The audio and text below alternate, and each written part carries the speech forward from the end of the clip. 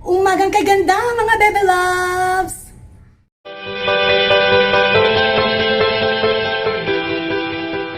Good morning mga Bebe Loves! At ngayon ay Monday na naman, ay pang Hollywood ang ating singer ngayon. Ano ba yan?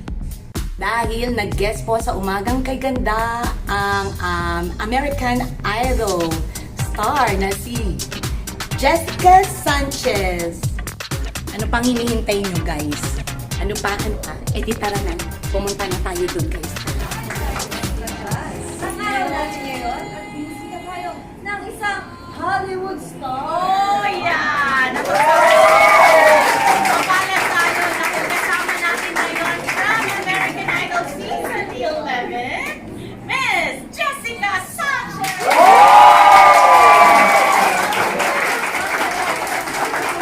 How long have you been here? For about a week. And how are you enjoying traffic? It's, I'm getting used to it, but it's been good. It's been good. That's good. Yeah. For sure, your Filipino fans really miss you. I miss them. That's why you're going to have a concert. Yes. Okay. That's why I'm going to have a concert. Yeah, so I'm going to have a concert. It's called In the Spotlight with Jessica Sanchez and Lance and Lucas. So that's very exciting. What you're going to do and you're going to Sing for us. I am going to sing for you guys. Very good. You're welcome to the video, but let's all welcome once again Jessica Sanchez.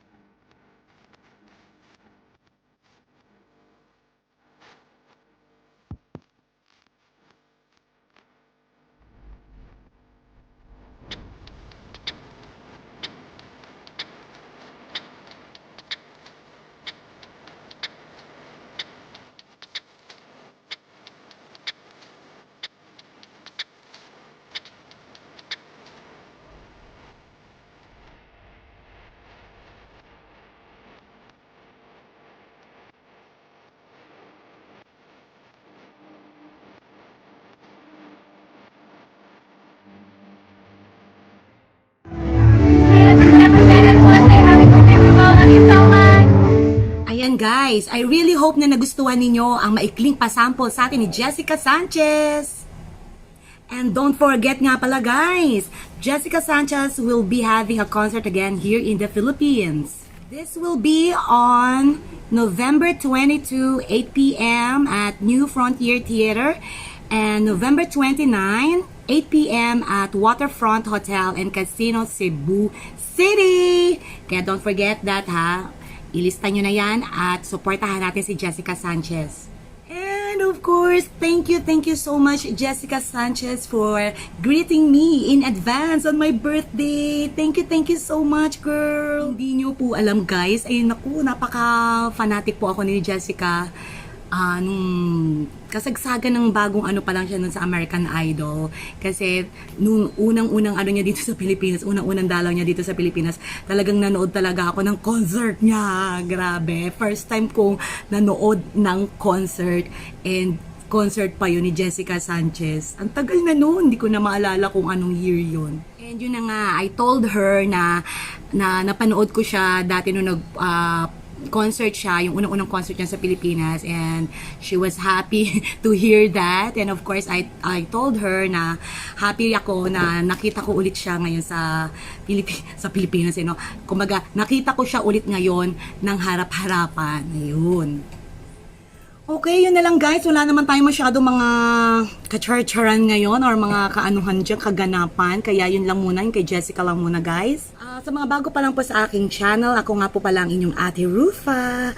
Sa mga hindi pa po nakakapag-subscribe, pwede pa po kayong mag-subscribe guys. And don't forget to click the notification bell para lagi kayong notified at updated sa mga bago kong videos. Yan nga pala guys.